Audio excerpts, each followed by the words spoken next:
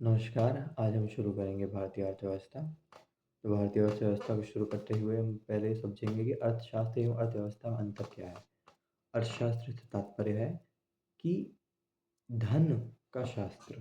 धन का शास्त्र मतलब जिसमें धन से संबंधित सिद्धांत है। सिद्धांत ये सैद्धांतिक विचारधारा अर्थशास्त्र है। इसका वास्तविक या व्यावहारिक रूप अर्थव्यवस्था के रूप में होता है। तो अर्थशास्त्र में हमें वो सिद्धांत मिलते हैं जिनमें ये बताया गया है कि धन का उपयोग कैसे करें, धन के उपयोग करते हुए संसाधनों का आवंटन कैसे करें, और उन सिद्धांतों को जब हम व्यावहारिक रूप में लाते हैं तो वो अर्थव्यवस्था कहलाती है। तो अर्थव्यवस्था हुई हम समाज में उपस्थित किसी क्षेत्र विशेष में उपस्थित संसाधनों का प्रयोग करते हुए नागरिकों को उनका आवंटन इस प्रकार करना कि उनका कल्याण हो पाए, और इस प्रक्रिया में धन की एक महत्वपूर्ण भूमिका होती है। तो यह अर्थव्यवस्था होता है। तो अर्थव्यवस्था के समक्ष चुनौतियाँ भी होती हैं। उनको समझने से पहले हम समझेंगे कि अर्थव्यवस्था में प्रयोग होने वाले संसाधन क्या हैं। तो वस्तु से आपको तात्पर्य है जो उत्पाद हम देखते हैं, कोई भी जैसे ये पेन हो गई, ये एक वस्तु है। जबकि एक एज़ अ टीचर कोई व्यक्ति काम कर रहा है तो वह सेवा है। तो वस्तुओं एवं सेवाओं को उत्पाद करने वस्तु एवं सेवा के उत्पादन के विभिन्न संसाधन होते हैं। जैसे वो मुख्यतः 4 संसाधन हैं: पूँजी, श्रम, भूमि एवं उद्यमशीलता।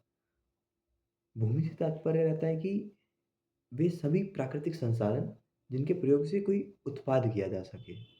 जैसे पानी हो गया, ज़मीन हो गई, ये सब एक प्राकृतिक संसाधन है जिनका प्रयोग करते हुए हम वस्तुओं का उत्पादन कर सकते हैं। वहीं दूसरी तरफ श्रम, श्रम से तात्पर्य वे सारी आर्थिक वे आर्थिक क्रियाएँ जो जिनके माध्यम से हम धनार्जन करते हैं। हुँ? मतलब मनुष्य के द्वारा किए गए वे सभी प्रयास जिनसे वह अर्थार्जन करता है, तो वह श्रम कहलाता है। वही आप पूँजी से देखें तो पूँजी से तात्पर्य होता है धन प्लस तकनीक, क्योंकि तकनीक के बिना धन व्यर्थ है, क्योंकि आजकल तकनीकी का दौर है।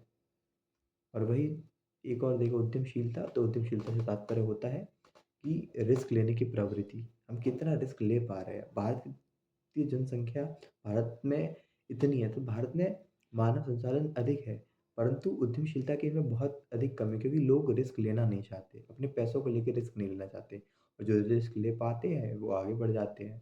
तो जीवन में रिस्क लेना चाहिए चीज़ों को लेके, लेकिन ज़्यादा नहीं। तो वही देखेंगे हम दूसरी तरफ, तो आप हम समझ चुके हैं कि जो ये उत्पादन और वस्तु एवं सेवा को उत्पादन के लिए जो संसाधन होते हैं, जो किसी क्षेत्र विशेष में होते हैं, उनका प्रयोग करते हुए नागरिकों का उच्चतम कल्याण करना, उनका आवंटन इस प्रकार करना है कि नागरिकों का उचित कल्याण, अधिकतम कल्याण हो पाए, और इस सारी प्रक्रिया में धन की भी एक महत्वपूर्ण भूमिका होगी। तो यह अर्थव्यवस्था हो गई।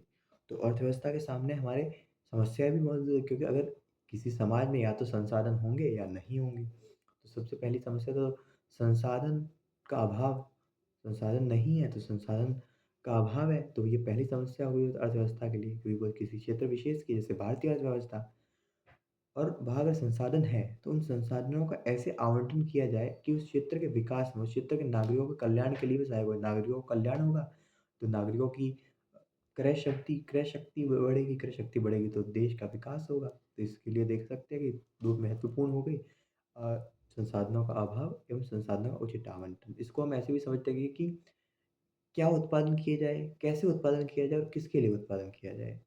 तो सबसे पहले हमें पता नहीं है क्या उत्पादन करना है, क्योंकि समाज में बहुत लोग हैं, बहुत प्रकार, बहुत वर्ग के लोग हैं, तो हमें ये पता नहीं है।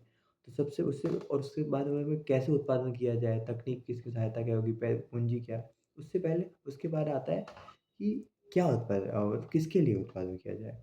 तो हमें अगर ये पता है कि किसके लिए उत्पादन किया जाए, तो हम ये बता सकते हैं कि क्या उत्पादन करना है, और क्या उत्पादन करना है जब हमें पता चल जाए, तब कैसे उत्पादन कर सकते हैं। जैसे हम देखेंगे कि किसके लिए उत्पादन, हमें किसी बूढ़ों के लिए उत्पादन करना है, कुछ बूढ़े लोगों के लिए, तो हम देखेंगे बूढ़े लोगों के लिए हम अब स्पोर्ट्स कार तो बनवाएँगे नहीं। तो हमें पता चला कि बूढ़े लोगों की डिमांड क्या है, उनकी माँग क्या है, उनके अनुसार हम ये देखेंगे कि हम क्या उत्पादन कर, अब हमारे इस सवाल का जवाब मिल गया। अब हमें यह देखना है कि कैसे उत्पादन किया जाए, इसमें पूँजी कितनी लगेगी, इसमें तकनीक कितनी लगेगी। तो अगर आप अब समझ गए होंगे कि अर्थशास्त्र और व्यवस्था में क्या अंतर है, या फिर क्या इनमें सिमिलैरिटीज़ है और यह समस्याएँ इसके सामने क्या आती है, ये किसी क्षेत्र आप समझ गए अर्थव्यवस्था किसी एक क्षेत्र विशेष की रहती है, जैसे भारतीय अर्थव्यवस्था है, ठीक? ओके।